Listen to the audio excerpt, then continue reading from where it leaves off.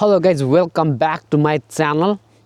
आज चाहिँ मेरो एक्चुअलमा काम बिदा थियो, त्यही भएर म चाहिँ अब घुम्न आएको जङ्गलतिर। अब यो ठाउँमा चाहिँ अब यता जानलाई गाडी साडी भएन भने अलिक गाडी हुन्छ। सो यहाँबाट गएको खुट्टाले जाने पनि यस्तो जङ्गल मात्र हो। गर्मी लास्टै झ्याउ लाग्यो बस्दा बस्दा बस्दा केही काम छैन। मोबाइल हेर्दा हेर्दा झ्याउ ढ्याक्क लाएर यसो फ्रेस हुँ भनेर बाहिरतिर निस्केर आएको होइन, यतातिर घुम्न आएको। यही अलिकति घरको अलिक मासतिर 2-3 मिनट 5 मिनट पनि लाग्दैन हो।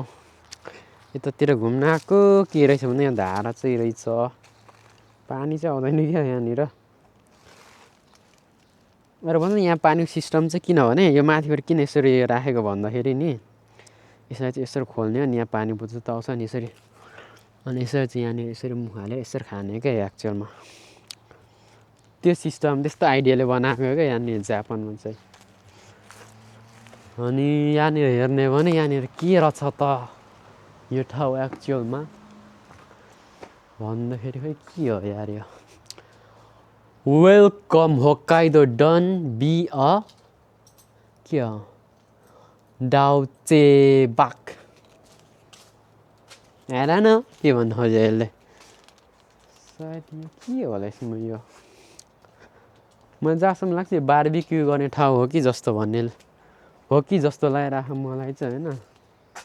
के ल्याएको नि अनि ग्यास जोड्ने ठाउँ रहेछ, सो द्याट मलाई त्यस्तै फिल भयो होइन।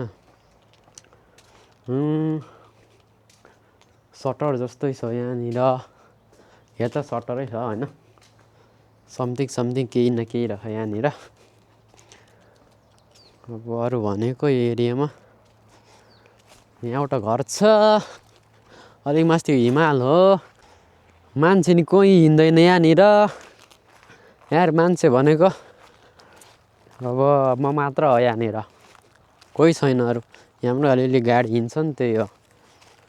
अब कतिले भन्ला यता किन वर्किङ लगाएको भन्ला। अब यो सिचुएसन थियो नि त एउटा, कस्तो खालको थियो भन्दाखेरि यता त्यो वर्किङ नलाइ पनि नहुनैवाला थियो क्या।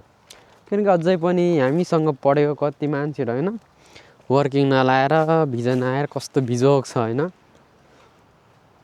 पुरै मान्छे थियो नि त कोरोनामा आएको र हाम्रो 2 लटको मान्छेहरू झ्याप्पै भयो नि त। अनि त्यही भएर कस्तो गाह्रो भयो क्या त्यो वर्किङ लाउने। त्यही भएर जेसुकै होस् होइन, अब वर्किङ लाग्यो भिजा सिजा आइहाल्यो भने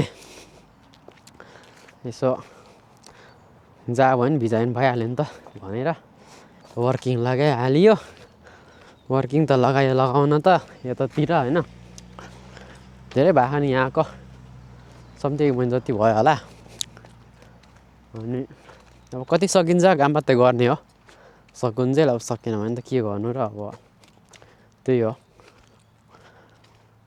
अब अरूको अब अहिलेसम्म वर्किङै लगाएको छैन बिजोग भइरहेको देखेर त यो पनि ठिकै लाग्छ होइन। र अब हामी त नेपालबाट राम्रो ठाउँ भन्दाखेरि अलिकति पैसाकै लागि आउने हो नि त, पैसै कमाउनुको लागि।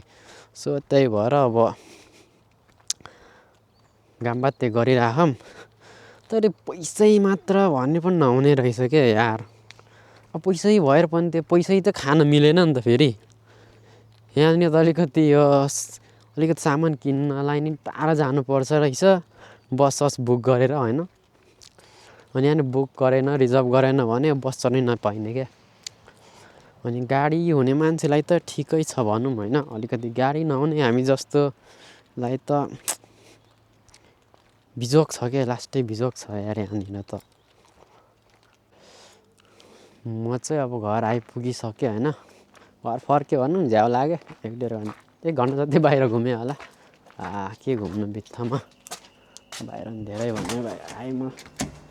अब जाने मोबाइल चलाउने त्यही हो फेरि। छ्या जिन्दगी त लास्टै बोरिङ पो भइसक्यो, लास्टै बोरिङ यार। छ्या ल गाइस, अब अर्को भिडियोमा भेटौँला फेरि।